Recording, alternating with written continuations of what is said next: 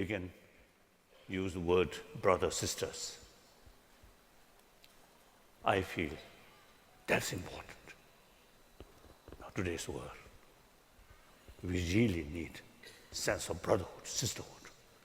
On the basis, 7 billion human beings are actually same humanity, same human being.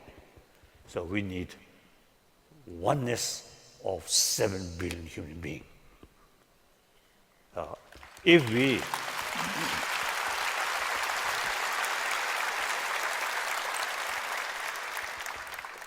If we develop sense of oneness of humanity, human being, 7 billion human being, then hardly no basis to kill each other.